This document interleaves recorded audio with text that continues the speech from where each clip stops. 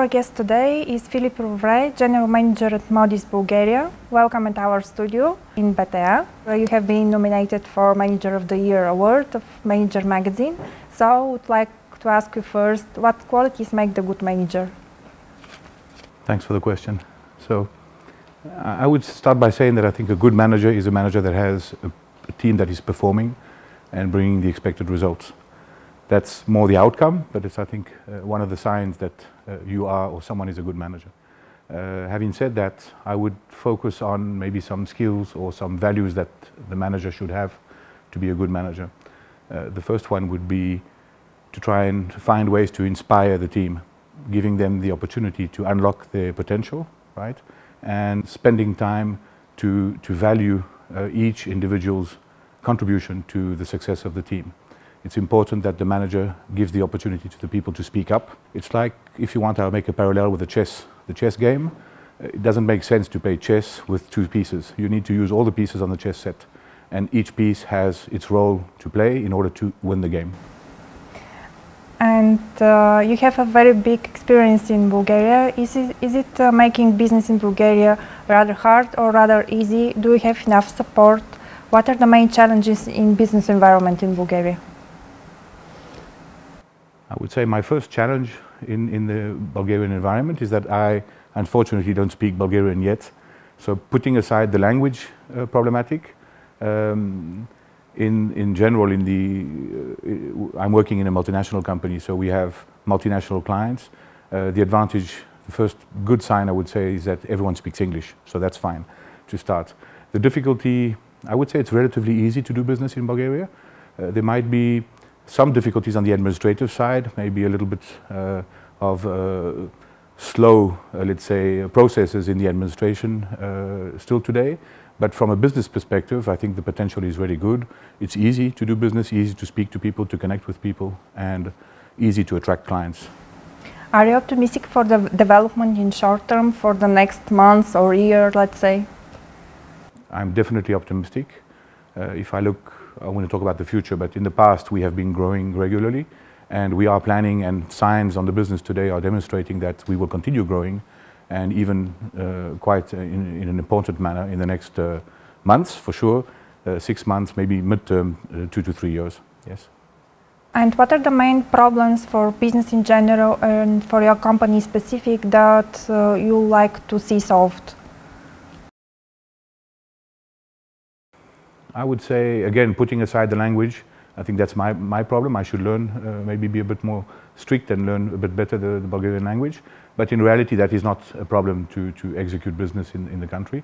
The difficulties I would like to solve is not, I don't think, a Bulgarian problem. I think it's a general global problem. It's the lack of skills, right? So I would tend to say that if we could maybe open more seats in the universities, open new universities, and start preparing, let's say, the country for, that will take more time, of course, but let's say in 5, 6 years and more, to have more available resources with the right skill sets in the country.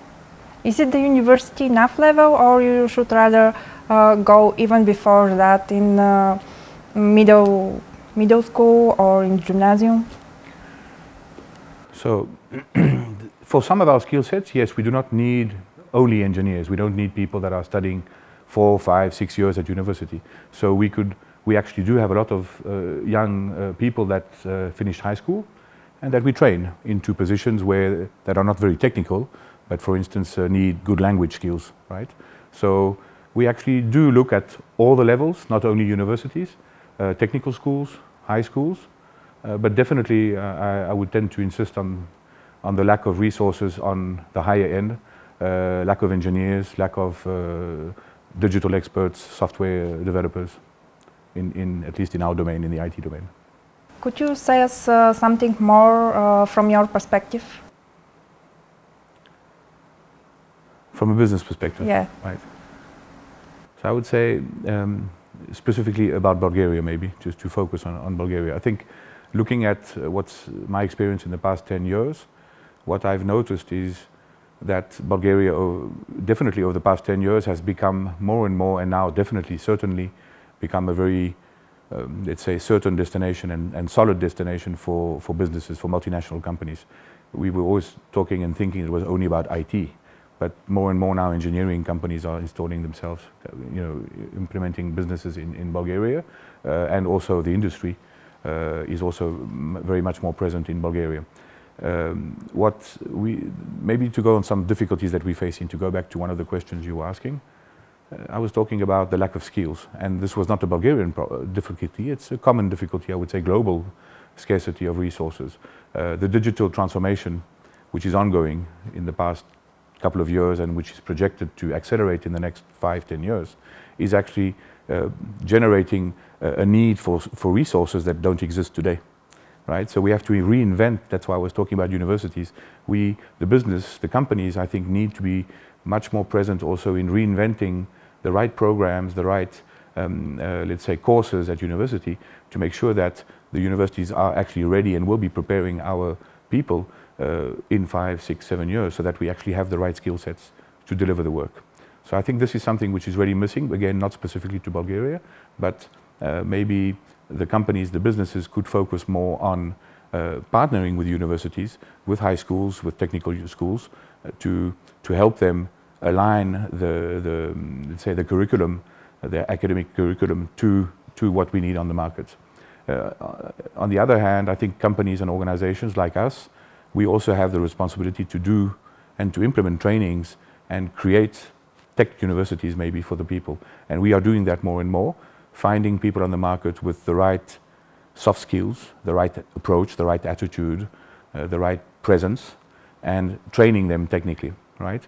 It takes a bit of time, it's an investment, but by doing that you also create stickiness with the people. And remember what I was saying, we have a lot of difficulties to recruit the people. So if you can create stickiness with the people, you keep them. And in Modus Bulgaria, I can say very easily that the great majority of our management team, over 80 people, have got a tenure which is far beyond 10 years. So the people stay in the company when they feel that they are taken care of and when they are given the opportunity to grow. And this is part of the art of the business, actually. This is maybe the art to grow the skill sets, maybe. Yeah. That might be the connection with the painter, that we're drawing something, and then maybe we're drawing what we need for tomorrow. And if you go back at management as process, could you make a parallel between management of a company and any form of art or particular art piece, for example, a picture, a symphony? Right. Yes, a symphony. I mean, an orchestra, for instance, could be an example. In this case, the art would be music, right? Classic music, maybe, or photography. I think definitely there are a lot of connections, a lot of similarities between art and the management environment, or the necessity, let's say the status or the situation in a company when you're managing a company. I'll just create an example with photography, for instance.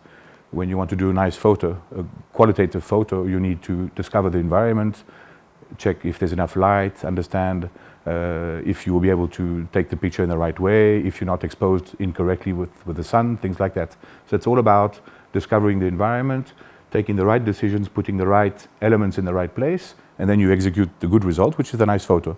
In the business, it's the same. It's about having the right skill sets, but in the right place, with clarity on their roles and responsibilities.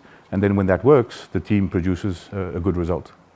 And do you think that some qualities that can be developed through art education, for example, could be useful in business activities? Definitely, definitely. Maybe the creativity part.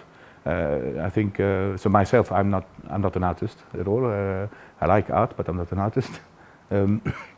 I think that artists bring creativity, have freedom to execute a piece of work or something. I think this is something which is missing very often in the workspace, in the work environment. And maybe I would make the connection there between the freedom, the liberty to actually invent something, create something different. And I think in the workspace, in our business, it's very important to have people that are capable to innovate, to create new solutions which don't exist, to find solutions to problems that our clients have. And that's, I would say, similar to, for instance, a painter, an artist that has to think, create his painting or her painting before executing it. How do you see the connection between business and art? So there is a connection. I think maybe in everyday life of the business, there might not be that much of a connection. But I think the business environment has a role to play to promote art, for instance, and to bring art into the workplace.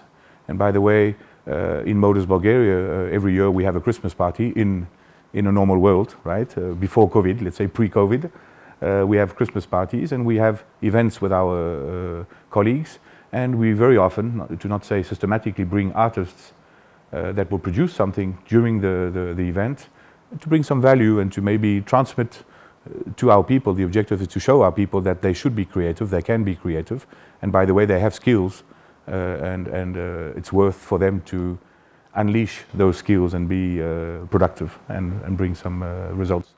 And what could learn the art from the business? I would be very careful in what I answer here, because for me, I was talking before about the artist as someone that is free, the freedom to create. So it's very difficult to bring into an environment where you have freedom to create. It's difficult to bring structured approach, to bring processes, to define rules and say we do A, then B, then C, etc. So maybe the company can do that. The business environment can bring a bit more structure, maybe defining rules, processes.